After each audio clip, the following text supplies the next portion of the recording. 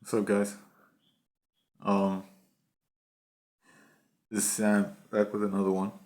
And I basically wanted to just talk about something that is basically it. I mean, it's hit most of our generation, and it's not something I really feel ashamed about.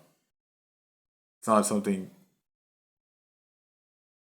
Oh, it's not something I feel ashamed about. I'm never gonna really feel ashamed for any of the time I spent prior because I mean, if I hadn't spent that time prior doing exactly what I did, I wouldn't be here. So yeah, basically, um, gaming to be very specific, video gaming. Um, I feel like when it comes to this very delicate topic, because a lot of people hold gaming so dearly to their hearts, a lot of people made like lifelong friendships. Some people even have relationships off of gaming. Um, yeah, some people have the most from gaming. So basically, my opinion on it, right, is especially from a self improvement standpoint, is that if you, right, are a video gamer, right, and you have, and I'm not saying everyone should be a top 1%er, but if you have a top 1% type of skill in a, say, competitive, like if you're in a competitive multiplayer FPS, whatever it is, if you're in FPS, if you're in a fighting game, because that's the two things that I play the most, I guess. Um, if you're in the top 1% of those types of games, I'd say if you are making money off it, you can actually pursue that. But it depends, right? Do you have any other obligations? Like, do you have obligations? Do you have If you have obligations, do those first. Always do those first. The game comes second. Whichever game it is.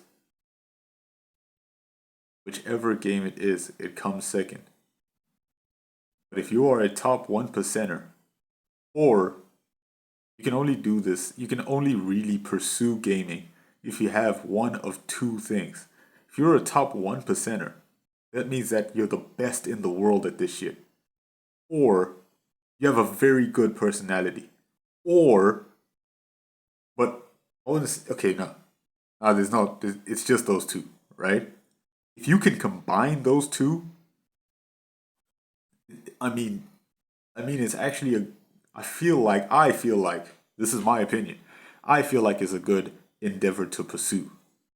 If you're a top 1%er and you have a good personality and you can teach someone to be as good as you are at that video game or even better, I feel like it is something that you can pursue because you could always start a YouTube channel. You could always start a YouTube channel teaching people how to play it. You could always start a YouTube channel playing it yourself.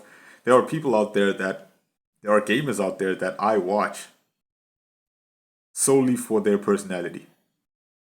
And then there are gamers out there that I watch solely for their raw mechanical skills. And it's like, how the hell do they even do that? So it's like it goes down to one of those two things. If you have a good personality, you're personable and you can teach people and you can be like a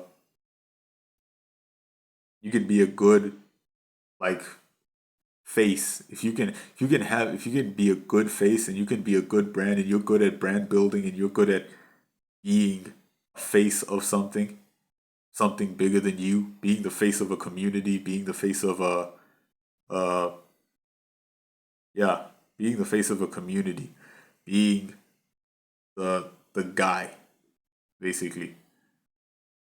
If you have not even top 1% skill. Like say top 20% skill. You can teach anyone. You can teach anyone at the game because a lot of people are new. A lot of people are mid level. Not a lot of people are like pro high level. You know what I'm saying? So I'm saying that's basically what I'm saying. The title of the video is "Shut Up, You're Just a Gamer," but it's like I'm just trying to tell you that it's it's a different thing than what you hear everyone else saying.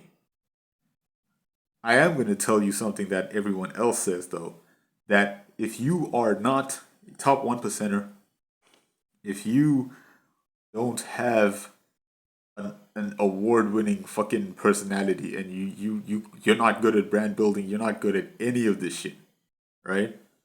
And you're not even good at the game you play, that is when I say cut down on that shit. Like cut down on that shit. Like cut down on it.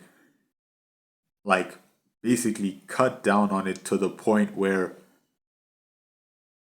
I mean it cut down on video games until the point where they literally just evaporate out of your life. Basically that's what I'm saying. Right? If you don't have the two things that I previously mentioned.